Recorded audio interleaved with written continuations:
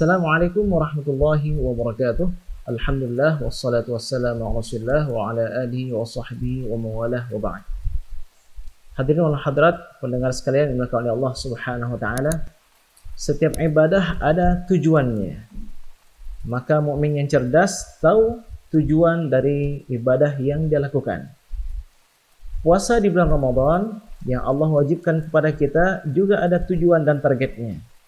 Seperti yang Allah firmankan dalam surah Al-Baqarah ayat 183, bahwasanya tujuan daripada puasa adalah la'allakum tattaqun, agar kita memperoleh takwa. Takwa adalah sebuah sifat, jika melekat pada seseorang maka dia akan takut kepada Allah Subhanahu wa taala. Takwa adalah sebuah sifat, jika melekat pada seseorang dia akan terus merasa diawasi oleh Allah Subhanahu wa taala. Dan Allah menginginkan dari puasa kita agar terbina sifat takwa ini di hati kita, sehingga kita takut kepada Allah Subhanahu wa taala, senantiasa merasa diawasi oleh Allah Subhanahu wa taala. Bayangkan seseorang yang berpuasa bukan karena takwa, maka ketika dia masuk dalam rumah, dia kunci pintu rumah, dia masuk dalam kamar, dia kunci kamar, dia merasa tidak ada yang melihat dia, di waktu itu dia akan melakukan perkara-perkara yang membatalkan puasanya dan yang membatalkan pahala puasanya. Namun berbeda dengan tujuan yang sebenarnya daripada puasa, yaitu untuk mewujudkan takwa. Orang yang senantiasa merasa diawasi oleh Allah Subhanahu wa taala, orang yang seperti inilah yang akan selamat. Selamat dari godaan syaitan, selamat dari bisikan hawa nafsunya. Ada sebuah kisah di Damaskus, seorang pemuda yang menjual kain. Maka dia berjalan-jalan, berputar-putar kota Damaskus untuk menjual barang dagangannya berupa kain.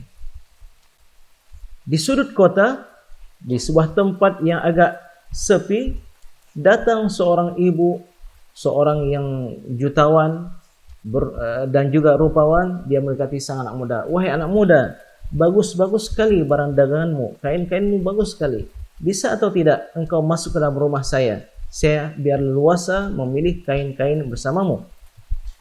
Maka begitu sang anak muda masuk ke dalam rumah sang ibu, oleh sang ibu dikuncinya rumahnya, dikunci jendela-jendela yang ada di rumahnya. Ternyata sang ibu hanya sendirian bersama sang anak muda. Di waktu itu sang anak muda mengatakan, "Wahai ibu, ada apa? Apa perihal engkau mengunci pintu, mengunci jendela?" Sang ibu mengatakan, "Wahai anak muda, engkau tahu apa maksud dan tujuanku."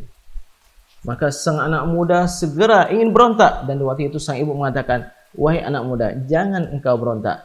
Kalau engkau berontak, maka aku akan berteriak dan aku akan mengatakan engkau adalah pencuri, pasti engkau akan ditangkap. Penuhi hajatku atau aku akan berteriak untuk mengatakan engkau adalah pencuri dan penjahat." Maka sang anak muda dalam kondisi dilema. Dia penuhi seruan sang ibu, zina, ini adalah sebuah dosa besar. Tapi kalau seandainya dia tidak penuhi seruan sang ibu, mungkin dia akan ditangkap, akan dipukuli, dan akan dimasukkan ke dalam penjara. Di waktu itu Allah Subhanahu wa taala memberikan ilham kepada sang anak muda.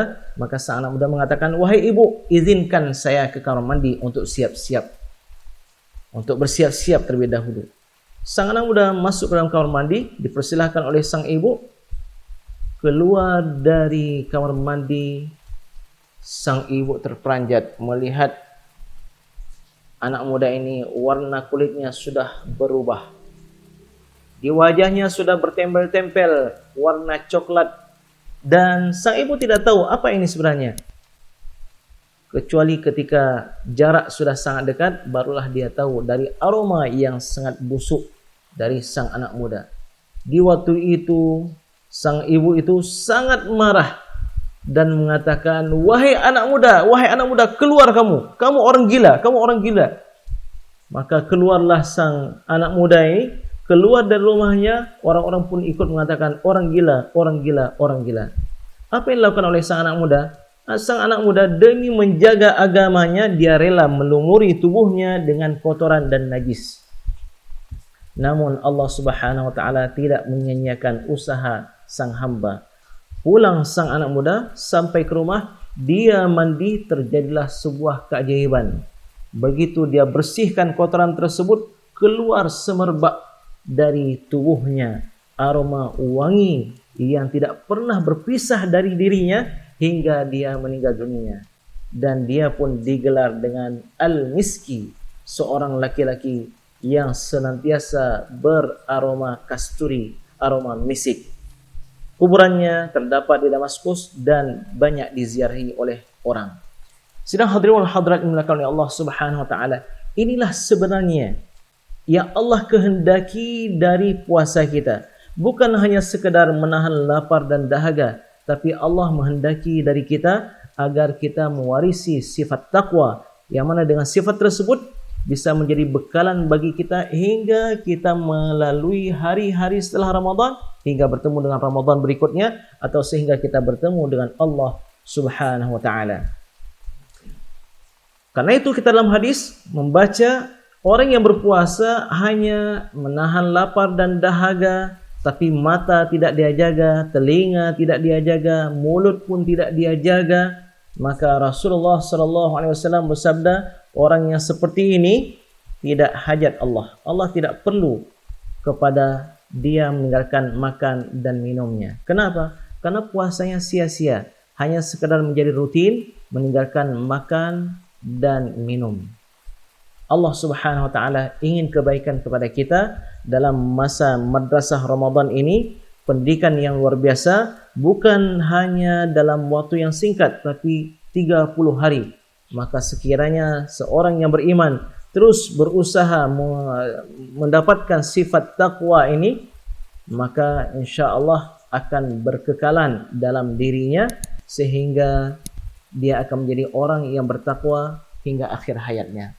Mudah-mudahan Allah Subhanahu wa taala memberikan kepada kita ketakwaan. Amin ya rabbal alamin. Wassalamualaikum warahmatullahi wabarakatuh.